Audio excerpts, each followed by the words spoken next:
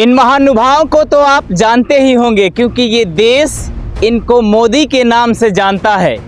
ये भाषण तब की है जब ये गुजरात का सीएम थे और इस देश के प्रधानमंत्री ये माननीय मनमोहन सिंह थे, और उनके बारे में ये लोग ये कहते थे कि ये मौन मैन है, यानी ये चुप रहते हैं, कुछ नहीं बोलते हैं। मैं बता देना चाहूँगा कि जब भारत देश आज़ाद हुआ तब हमारा रुपया और डॉलर क्या और जब इन महानुभाव ने 2013 में डॉक्टर मनमोहन सिंह को तंज करते हुए ये कहा, ये ऐसे नहीं होता मित्रों, मैं शासन में बैठा हूं, मुझे मालूम है इस प्रकार से रुपया इतनी तेजी से गिर नहीं सकता। अरे ये नेपाल का रुपया नहीं गिरता है, बांग्लादेश की करेंसी नहीं गिरती है, पाकिस्तान की करेंसी नहीं गिरती, श्रीलंका की करेंसी नहीं गिरती। क्या कारण है हिंदुस्तान का रुपया पतला होता जा रहा है?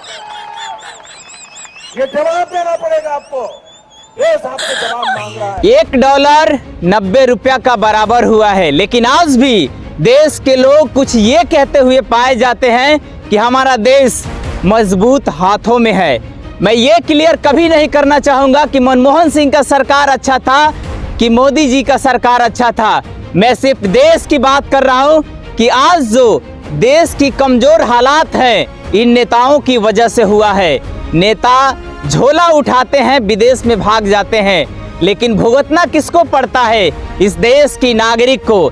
इसका कारण ये है कि हम किसी जाति, किसी पार्टी का समर्थन है और इसके लिए हम देश की बात नहीं करते हैं।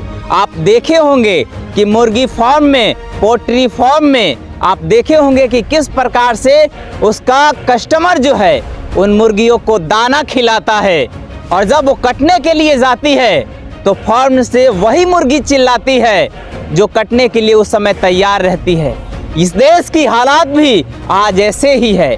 देश कर्जे में डूब रहा है, बेरोजगारी प्रभाव से देश कराह रहा है, भ्रष्टाचार जैसे मुद्दे से देश कराह रहा है, लेकिन आज भी लोग अंधभक्ति में डूबे हुए किसी नेता से सवाल नहीं करते हैं, महज इसलिए क्योंकि वो नेता या तो उसकी पार्टी का है या उसकी जाति का है। आप सोचिए, आपको इस देश से अगर प्यार है तो इन नेताओं से सवाल करना सीखिए। अगर सवाल नहीं करेंगे तो ये भुखमरी चरम सीमा पे होगी और वो मुर्गी जो कटने के लिए तैयार होगी कल गर्दन आपका होगा। आपको समझने की ज़रूरत है कि देश का बात नहीं करेंगे, देश हित का बात नहीं करेंगे तो देश ऐसे ही गर्त में जाएगा।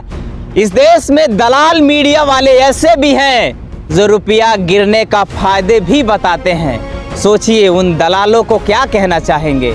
इस देश से कुछ मतलब नहीं है, क्योंकि वो मोटा रकम लेते हैं बहुत बड़ी कंपनियों के ऐड से, सरकार के ऐड से, और सरकार की दलाली करते हैं। लेकिन आप इस देश की 140 करोड़ जनता जो मूर्ख नहीं है, आप जनता सरकार से सवाल कीजिए, नेता से सवाल कीजिए कि आज इस देश में भुखमरी है चरम सीमा पर, बेरोजगारी है चरम सीमा पर, स्वास्थ्य, शिक्षा और रोजगार की हालात खराब है, तो इसका जिम्मेवार कौन है? आपको भी 5 किलो राशन देकर मुर्गी की दाने की तरफ फेंका जा रहा है, आपको भी मुफ्त की रेवड़ी बांटी जा रही है। आप देखे होंगे जैसे बिहार विधानसभा चुनाव में 10,000 रुपया बांटा गया, लेकिन यही 10,000 रुपया, वही 5 किलो का राशन एक दिन आपको फांसी का फंदा बैठेगा। आपको याद रखने की ज़रूरत है। इस देश की जनता से अपील है कि आप नेताओं से सवाल करना सीखिए, वरना वो फांसी का फंदा आपका गले का इंतज़ार कर रहा होगा। वीडियो कैसा लगा? इस वीडियो पे अपनी राय रखिए और बताइए कि देश के लिए सही नेता कौन है और अगला पीएम के रूप में आप किसे देखना चाहते हैं। धन्यवाद।